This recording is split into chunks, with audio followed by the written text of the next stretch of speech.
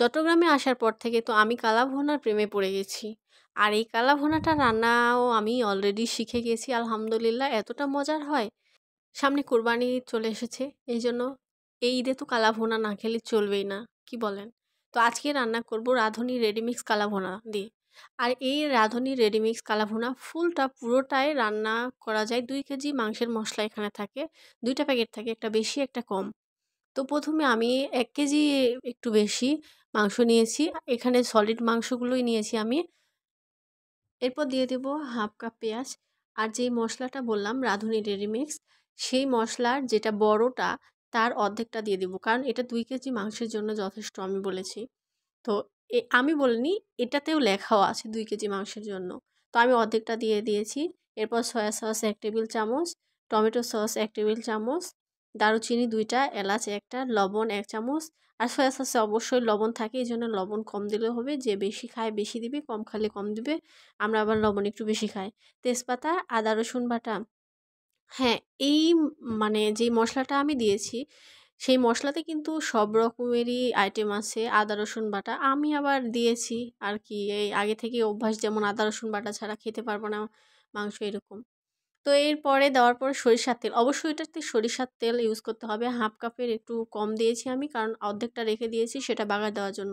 তারপরে ভালো করে মাখাচাকা করতে হবে। আর এমন মাখাচাকা করতে হবে যাতে হাতটা দেখলেনই তো আমার কেমন হয়েছে। এরপরে চুলায় মানে হালকা একটু হাত ধোয়ার মতো পানি দিতে হবে। আর এরপরে চুলায় চড়িয়ে দিতে হবে।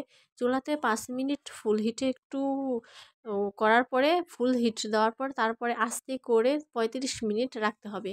অবশ্যই এর মাঝে কিন্তু অনেকবার নাড়াচাড়া দিতে হবে।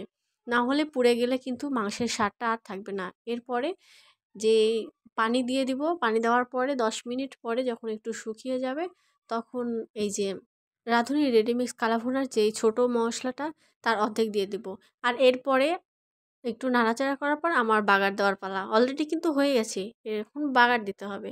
তো এখানে বাগার দেওয়ার জন্য আমি অল্প একটু পেঁয়াজ নিয়েছি, একটা শুকনা মরিচ, আদা কুচি, রসুন কুচি নিয়েছি। আর এইভাবে আমি যেভাবে বাগারটা দিলাম, এইভাবে বাগার দিলে এটার ঘ্রাণ আর কিন্তু খুব ভালো আসে। আর অবশ্যই যখন মাংসটা দিয়ে দিবেন, অবশ্যই চুলাটা একবারে বন্ধ করে দিবেন। না হলে কিন্তু মাংস প্লাস বাগার ২ টাই পুড়ে যাবে। আর এরপরে একটু নাড়াচাড়া করার পরে ২ মিনিট রাখবেন, বেশিক্ষণ না।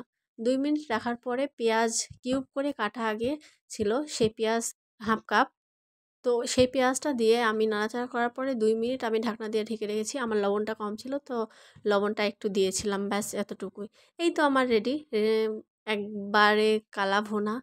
কি বলবো, এতটা মজা, যেটা বলে চাটগাইয়া হালা ভুনা। খুব বেশি মজা। চট্টগ্রামে এসে আমি কালাভুনা খেয়ে পুরা ফিদা। এখানকার কালাভুনা আমার মনে হয় সবচেয়ে বেস্ট। যেখানেই যাই, যে রেস্টুরেন্টেই হোক, কালাভুনাটা আমার লাগবেই, চাই। তো যাই হোক, ভিডিওটা ভালো লাগলে লাইক, কমেন্ট, শেয়ার করবেন। আর অবশ্যই এভাবে রান্না করে দেখবেন।